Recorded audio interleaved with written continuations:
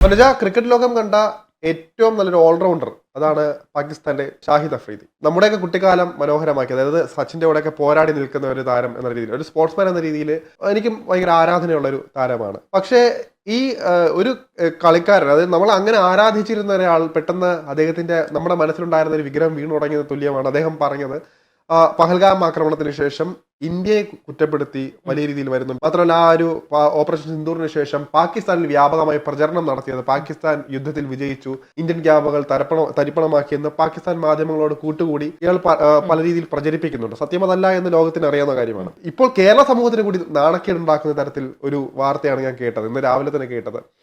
ഷാഹിദ് അഫ്രീദി ദുബായിൽ മലയാളി സംഘടന നടത്തിയ ഒരു പരിപാടിയിൽ, അതായത് മലയാളി സംഘടന ഷാഹിദ് അഫ്രീദിയെ ഒരു മുഖ്യാതിഥിയായി ക്ഷണിക്കുന്നു. അതായത് Cochin university BTech alumni association എന്ന് പറഞ്ഞ അവരുടെ ആ ഒരു പരിപാടിക്ക് വിളിക്കുന്നു, മുഖ്യാതിഥിയെ എത്തുന്നു, കേരളത്തെ കുറിച്ച് വാനോളം പുകഴ്ത്തുന്നുണ്ട് അതിനകത്ത്. പക്ഷെ അപ്പോഴും ഒരു ഇന്ത്യ വിരുദ്ധത എപ്പോഴും ഉള്ളിലുള്ള ഒരാൾ കൂടിയാണെന്ന് നമുക്ക് മനസ്സിലാവുന്ന കാര്യമാണ്. അതായത് ശരത്, രണ്ടു തരത്തിലാണ് ഭീകരവാദം നടക്കുന്നതെന്നാണ് എൻ്റെ വ്യക്തിപരമായ അഭിപ്രായം. ഒന്ന്, അതിൽ ആം ചെയ്ത് അതിൽ എക്യുപ്ഡായി അതിൽ ട്രെയിൻഡ് ആയിട്ടുള്ള ഭീകരവാദികൾ. മറ്റൊന്ന്, ഭീകരവാദത്തെ സപ്പോർട്ട് ചെയ്യുന്ന ആളുകൾ. രണ്ടും ഭീകരവാദികളായാണ് ഞാൻ കാണുന്നത്. പഹൽഗാം അറ്റാക്കിന് ശേഷവും അദ്ദേഹം നടത്തിയ കുറേ അധികം പ്രസ്താവനകളുണ്ട്.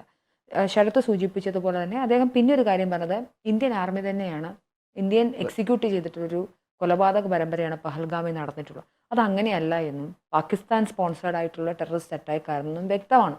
അപ്പം ഗീബൽസി നുണകൾ പറഞ്ഞുകൊണ്ട് ഈ പാകിസ്ഥാൻ്റെ തീവ്രവാദികളെ സപ്പോർട്ട് ചെയ്യുന്ന ഷാഹിദ് അഫ്രീദിയും തീവ്രവാദി തന്നെയാണ്.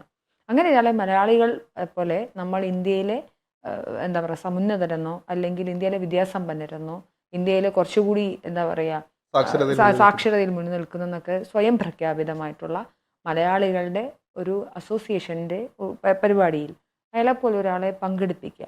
നമ്മളാരും ഈ ഷാഹിദ് അഫ്രീദിയുടെ ബാക്ക്ഗ്രൗണ്ട് അറിയാത്ത, അല്ലെങ്കിൽ ഇയാൾ എന്താണ് ഇത്രയും നാൾ പറഞ്ഞിട്ടുള്ളതെന്ന് അറിയാത്ത വ്യക്തികളൊന്നുമല്ല.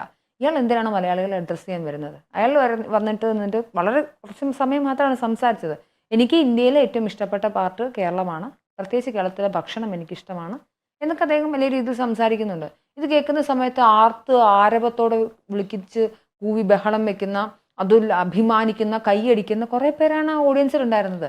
ഈ ഷാഹിദ് അഫ്രീദി ഒരു മാസങ്ങൾക്ക് മുൻപേ അല്ലെങ്കിൽ കഴിഞ്ഞ കുറച്ച് ദിവസങ്ങൾക്ക് മുൻപേ നമ്മുടെ രാജ്യത്തെക്കുറിച്ച്, നമ്മളുടെ രാജ്യത്തെ 26 പേരെ കൊന്നുകളഞ്ഞൊരു സംഭവത്തെക്കുറിച്ച് പറഞ്ഞത് എന്താണെന്ന് അറിയില്ലാത്ത ആളുകളല്ല ഇവിടെ ഉള്ളത്. അറിയില്ലെങ്കിൽ അറിയണമായിരുന്നു.